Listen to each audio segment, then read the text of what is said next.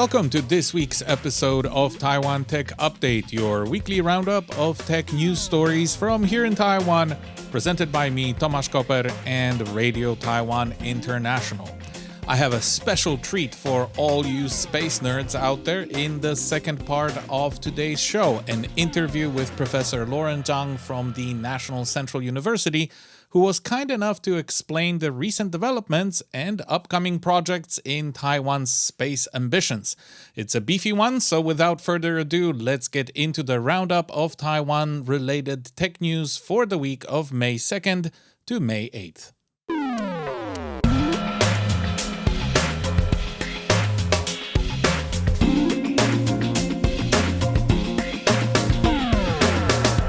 We start on the weekend in the Vandenberg Space Force Base in California with a successful launch on Sunday of a pair of low Earth orbit satellites in the Pearl program, jointly developed by Honhai, also known as Foxconn, and Taiwan's National Central University.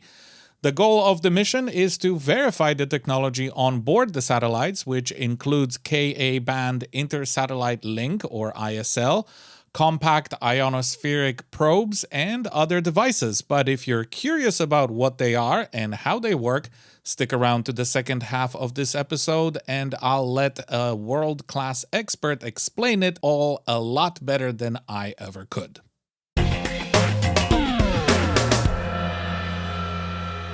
On Monday, we learned that Taiwan's chip giant TSMC wants the government to approve an advanced wafer fab in the Hsinchu Science Park. That's according to a proposal the Science Park is planning to submit later this month. The plan was previously put on ice after residents around the park's Longtan campus came out against it. Now, the neighborhood seems to have warmed up to the idea of having a TSMC fab, and the company could spend as much as 600 billion NT dollars or 19 billion US dollars on the project. Taiwanese media also speculate that TSMC may use the fab for some of its most advanced processes to meet the demands of the ongoing AI boom. Do note, however, that TSMC hasn't confirmed whether it will build anything within the Longtan campus or what it might develop there, but instead said that it's keeping its options open.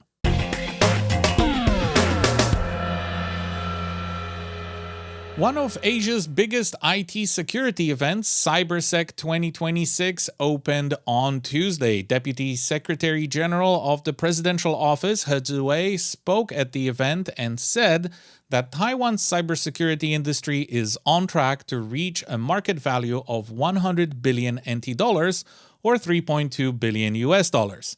He also said that generative AI is causing a rise in cyber attacks, so cybersecurity has become a key national security issue.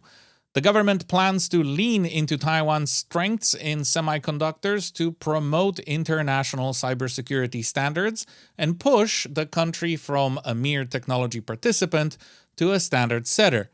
Sadly, we don't have time to delve deeper into what was said at this year's CyberSec, but let me leave you with one mind-boggling number. According to He, Taiwan's critical infrastructure endured up to 2,600,000 intrusion attempts per day last year. This is more than double the figure from 3 years ago. Yeah, I can see why the government is making cybersecurity a priority. And speaking of setting standards, Taiwan's Digital Affairs Minister Lin Yijing participated in a panel discussion also at CyberSec on Wednesday, where he touted the SEMI E187 cybersecurity standard for semiconductor manufacturing equipment, which was jointly developed by TSMC and the industry association SEMI. Companies that hope to work with or sell equipment to TSMC must now comply with it, which is likely to make it mainstream among suppliers because, well, TSMC is TSMC. If not the only, then definitely the biggest game in town. Lin also said that the certification process and assisting manufacturers in getting certified are good business opportunities for Taiwan's cybersecurity industry.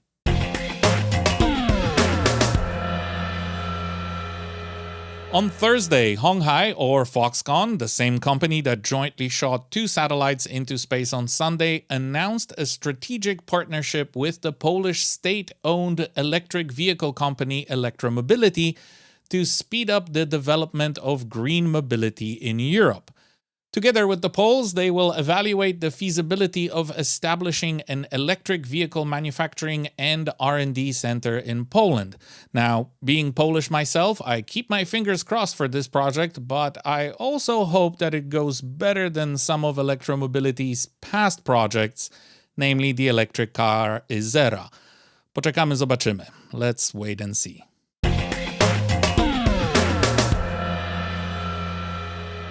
Also on Thursday, the US media outlet Semaphore reported that the Trump administration is inviting CEOs from major American companies such as Nvidia, Apple, ExxonMobil, Boeing, Qualcomm, Blackstone, Citigroup, Visa, and possibly others to accompany the president on his visit to China next week.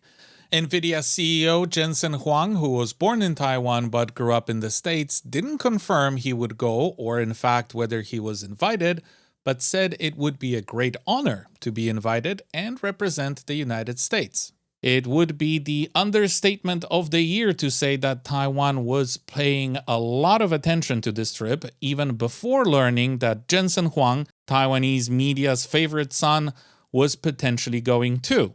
Expect next week's tech news coverage to feature this and related stories a lot.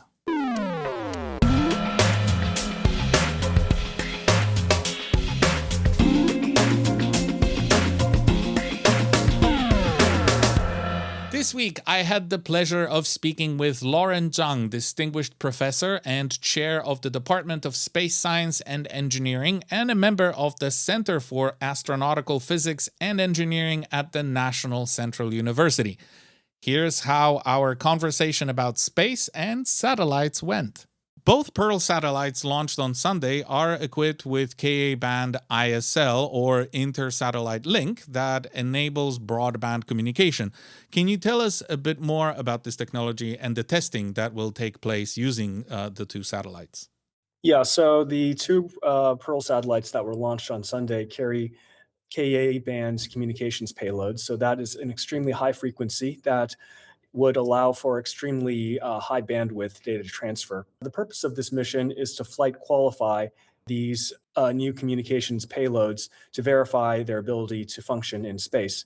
Because typically, when a space-related product has actual flight heritage, when it's flown before and you know how it behaves on orbit, then that's very valuable, both in terms of product improvement, but also in terms of the commercial value of that particular product.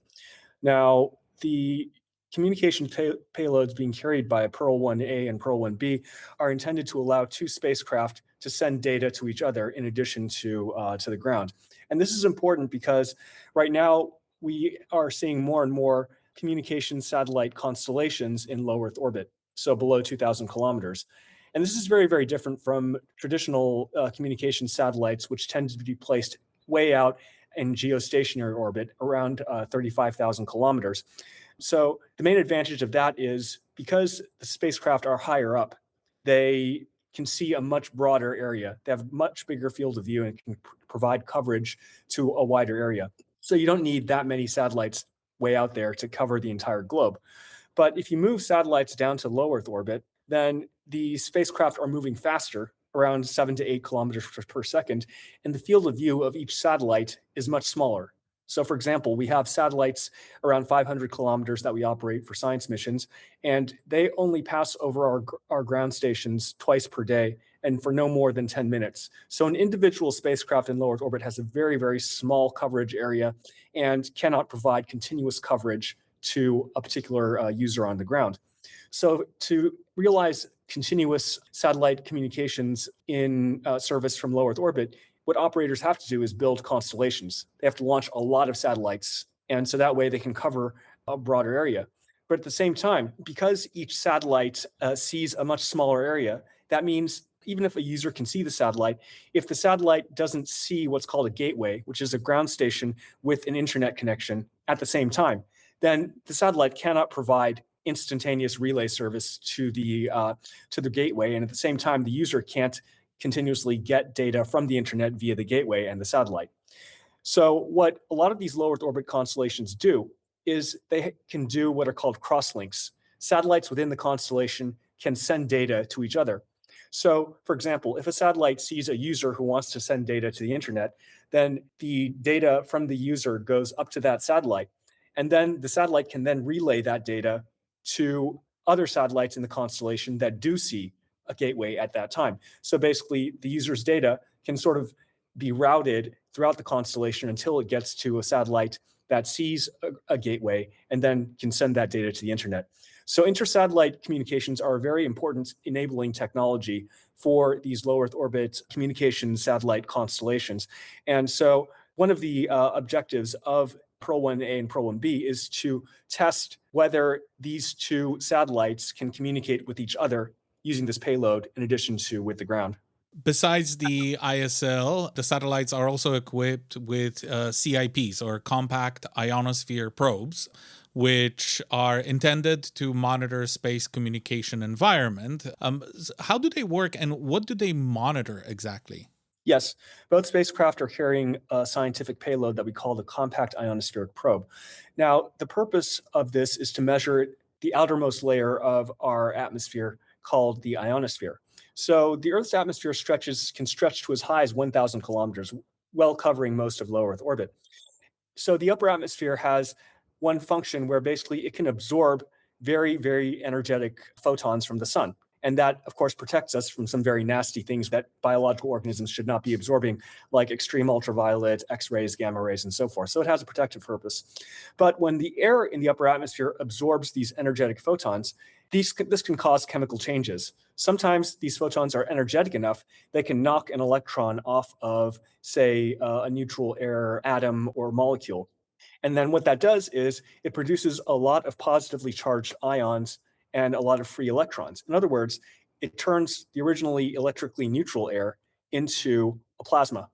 So this plasma part of the upper atmosphere is called the ionosphere. And we know that if you have waves, including electromagnetic waves, for example, that we use for radio communications, propagating through different types of a medium, when the medium changes, this can cause the electromagnetic wave to either be reflected, refracted, in other words, its propagation speed and angle changes, or if there are irregularities, if the medium is not evenly distributed, it can be diffracted. Basically, the signal can be sent in all directions. And so the same signals that we use for satellite communications and also positioning and navigation, GPS, GNSS, they can be reflected, refracted, and diffracted by the Earth's upper atmosphere. And if we have, for example, a lot of irregularities that these signals have to pass through, they can be diffracted, causing the strength of the signal at the receiver on the ground to rapidly fluctuate, to basically twinkle. We call that scintillation. And in very severe cases of scintillation, your receiver cannot lock onto the signal. That navigation signal or communication signal is unusable for you. So what CIP does, among other things, is it measures the properties of the ionosphere where the Pearl satellites are passing through. It can measure the density of ionospheric plasma, so we can see if there are irregularities that would cause severe scintillation. The density also tells us how the propagation velocity and angle of satellite communications and navigation signals will change as they pass through that area. This is important, especially for satellite navigation, because GNSS systems work by basically transmitting a navigation signal. When you receive the navigation signal, you know the exact time at which this signal left the satellite whose position is known. So if you assume that light is propagating at the speed of light in a vacuum, 3 times 10 to the 8 meters per second, then you just multiply that by the time delay to get the range. It sounds simple, but the complication is the signal is not propagating in a vacuum the entire time. It's propagating through the ionosphere and the atmosphere, and the denser the ionospheric plasma is, the more the signal slows down, so the bigger your ranging error is. So the ionosphere is actually one of the largest sources for positioning error for all GNSS systems. So by being able to observe the density of plasma in the ionosphere and how that changes from season to season, or even monitor it from day to day, that gives us a lot of information that we can use to build models that we can use to correct GNSS positioning. Are there any other interesting systems or equipment on board? I also read about Honhai's or Foxconn's proprietary camera on board. Do you know anything about that? Yes, so both Pearl satellites are carrying a camera, which is intended partially to being able to examine the exterior of the spacecraft. So we know how things are reacting on orbit. At the same time, it's also a chance to flight qualify these cameras. So building a camera for space is not a trivial task because if you think about it, the camera has to be able to operate in a vacuum. And the reason this is important is because normally most cameras are sealed. So you have your lens, your sensor, CMOS or CCD sensor, and that's airtight. Now, if you imagine flying something like this that's airtight and contains air in a vacuum, then basically what you have is a bubble. And so basically, vacuum optics have to be vented, but at the same time, in a way that doesn't, for example, contaminate the sensor. At the same time, space is a high radiation environment. So you have a lot of ionizing radiation from the sun, from the radiation belts, from galactic cosmic rays coming in from outside the solar system. If you look at, for example, images generated by a CMOS or CCD sensor in, say, a high radiation environment, or even the International Space Station, you'll notice that you periodically see these white spots that pop up. That's what we call a single event upset. That's basically an energetic particle striking that sensor, causing it to return erroneous data. So again, being able to design a camera that can operate in this environment, at least for the required amount of time, and return useful data is quite important. So that's one of the other objectives. One of the other payloads on the Pearl spacecraft is intended to test the behavior of space-grade solar cells manufactured by Taiwanese providers. So if you think about it, right now, the number of satellites we are launching each year is consistently growing. It's been growing at an exponential pace. And also, for a lot of the satellites, especially in low Earth orbit, their intended lifetime is very short, and the replacement rate is very high. And one thing you almost cannot get away from if you're building a satellite for LEO is you need some way of generating power. You need space-grade solar cells, which have extremely high efficiencies in terms of how much of the light energy they can convert to electrical energy. And at the same time, they have to be incredibly thin, incredibly light. If you look at a space-grade solar cell, it looks almost like a piece of glass that's as thin as a human hair. So it's not easy to produce. And finally, they have to be able to survive for long enough in this high radiation environment where they're continuously cooked and cooled by the sun. So the demand for space-grade solar cells is through the roof. And right now, with the growing number of satellites and the rapid replacement rates, there actually is a global shortage. For example, one of the firms that we've bought space-grade solar cells from in the past, operating in Germany, when we asked about 6 years ago to buy a batch from them, they quoted us a turnaround time of 3 years. And right now, according to colleagues abroad who've made similar inquiries lately, it's gone up to 5 years now. Wow. So a couple of Taiwanese entities have correctly realized that this can be a very lucrative market if you can build a space-grade solar cell with actual flight heritage. So these two organizations, one is the National Atomic Research Institute, NARI, and the other is a local company based here in Zhongli called ET Space Power. So they both have space-grade solar cells that are being flown on a specific test payload on both Pearl satellites. And these payloads will basically continuously return data on, for example, the current and the voltage they're generating. So we get a better idea of how they behave in space, verify that they work in space, and to see how their performance will gradually degrade as they age. So what is next for the Pearl program, and more generally for Taiwan's space ambitions?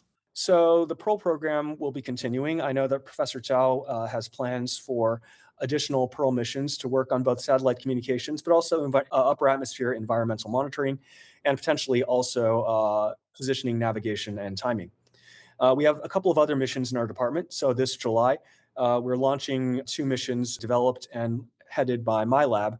One mission called Scion X is a 12U CubeSat that we designed and implemented ourselves. So over 70% of that spacecraft was designed and manufactured in Taiwan. And that mission is to flight qualify a hyperspectral remote sensing payload developed by one of my other colleagues, Professor Sunling Guo. And also, it will also carry a compact ionospheric probe from Professor Chow for ionospheric measurements and observations.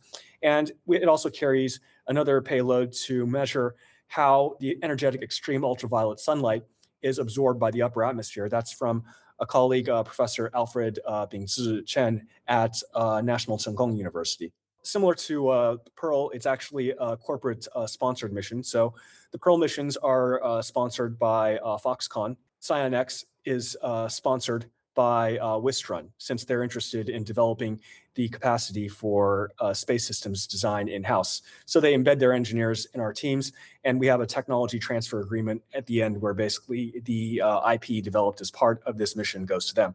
The second mission is a 3U CubeSat called Koyo, which is short for Kinetic Optical Yaw Observer. This was done in collaboration with actually a spinoff from our university called Aegiverse. They make a device that allows you to measure rotation to a very high degree of precision. It's called a fiber optic gyroscope. And there are several applications of this, for example, for monitoring earthquakes or disturbances. And it's actually a critical component in very, very high precision navigation systems that would allow you to determine your position, even if you are, say, in a situation where you can't use GPS, like, for example, in a tunnel or underwater. And they're also used for what's called high precision inertial navigation, where basically by measuring your rotation on all three axes and then basically starting from an initial known position, you can then calculate what the orientation of your device is. As we continue on, we have a growing number of missions in our department that are funded or sponsored by industry. And in some cases, it's from companies that want to develop and flight qualify space-related, space-grade products. And in other cases, it's a case where basically some of the our larger corporate partners want to be able to develop space systems design and spacecraft design capability that they can use in-house for their future missions.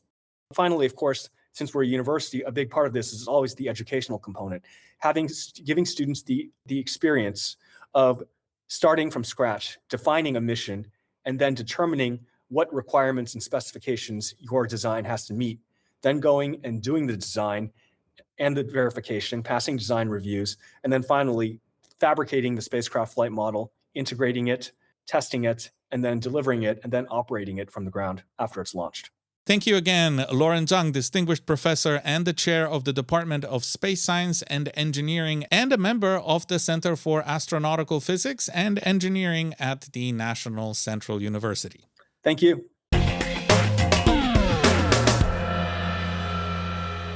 And here's a little bonus for many of you who still listen to Radio Taiwan International on shortwave. It turns out Professor Zhang was also very much into the hobby when he was younger and is now looking to possibly enlist your help. I'll let him explain. So our spacecraft send out a beacon signal every 10 seconds or so, and that contains tracking data, also information on the state of health of the spacecraft. And so we rely in large part on amateur radio enthusiasts around the world to help us receive the beacon signals when the spacecraft are outside our line of sight. So we do actually provide QSL cards. And if your listeners are interested, we encourage them to take a look at SatNOGs, Satellite Networked Open Ground Stations. That is a platform where basically amateur operators with ground stations can basically track satellites automatically who have registered their frequencies and modulation. And it's really helpful for us because that means we can get reception data, reception reports from around the world from which we can monitor the operation state of health of our spacecraft at that time. And that's all I have for you in this week's edition of Taiwan Tech Update. Thank you for staying with me, and if you have any ideas or opinions on the show, its format, topics, or just technology in general, you can email them to me at Tomasz, that's TOMASZ, at rti.org.tw. Please include Taiwan Tech Update or TTU in the subject line. I'm your host, Tomasz Koper, and I'll be back with another update next week.